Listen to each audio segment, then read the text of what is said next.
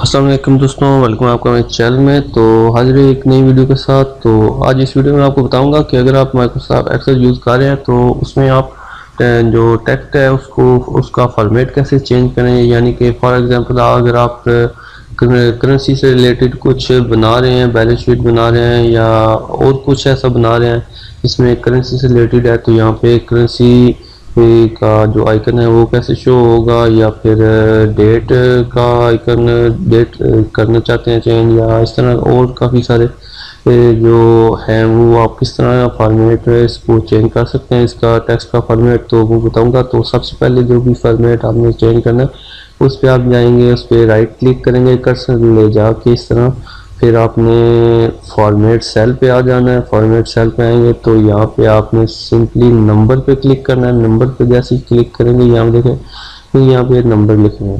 तो यहाँ पे आपने जनरल पे बाय डिफ़ॉल्ट होगा, तो नंबर पे क्लिक करेंगे तो यहाँ पे प्रीव्यू आपको नज़र आ रहा होगा, ठीक है।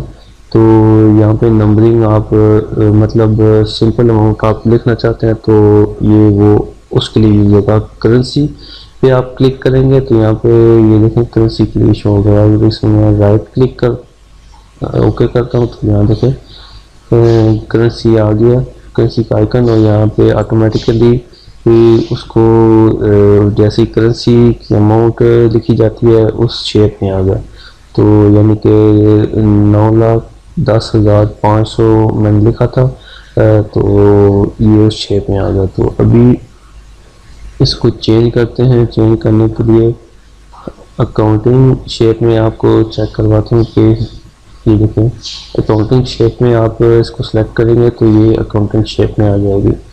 तो इसके अलावा फॉर्मेट सेल में और काफ़ी सारे फंक्शन, अगर आप डेट्स को चेक करना चाहते हैं, डेट्स लिख रही हैं, कुछ ऐसा लिख रहे हैं जिसमें आपको डेट का जो मैन शेप है डेट सेलेक्ट करनी है, तो आप डेट पे जाएंगे। डेट जो भी डेट आपने लिखनी है, जो भी जिस तारीख को स्टार्ट हो रही है या एंड हो रही है, जो भी है फॉर्मेट आपने देना है वो यहाँ से सिलेक्ट कर लेंगे। जैसे कि यहाँ पे मुख्तलिफ फॉर्मेट्स दिए गए हैं। तो ये देखिए ट्यूसडे नवंबर 10, आगे जितनी जो ये हमने पूरी अमाउंट लिखी थी तो उस तरह से मैंने चेंज करके आगे बता दी। तो इस तरह आप ये देखें, तो इस तरह आप डेट को भी चेंज कर सकते हैं। जैसे टाइम भी आप यहाँ पे टाइम की मुख्तलिफ फॉर्मेट्स हैं, तो अपनी मर्ज़ी से आप टाइम का जो है फॉर्मेट चेंज कर सकते हैं। डेट और टाइम आप एक साथ कर सकते हैं, या फिर अगर सिर्फ डेट को आपने करना है तो डेट भी कर सकते हैं। टाइम को आपने सिर्फ सेलेक्ट करना है तो टाइम भी यहाँ पे सिलेक्ट कर सकते हैं। तो ये आपकी मर्जी। इस तरह और परसेंटेज में परसेंटेज ऐड करना चाहते हैं तो परसेंटेज ऐड कर सकते हैं। इसके अलावा यहाँ पे फ्रैक्शन, साइंटिफिक और टेक्स्ट सिर्फ सिंपल देना चाहते हैं उसे टेक्स्ट भी आ जाएगा जैसे कि पहले सिंपल में था। इसके अलावा स्पेशल में काफ़ी सारे आपको फीचर मिलेंगे। इसके अलावा कस्टम में आ जाए तो यहाँ पे आपको तकरीबन अपनी मर्ज़ी से आप इसको चेंज कर सकते हैं, सेलेक्ट कर सकते हैं।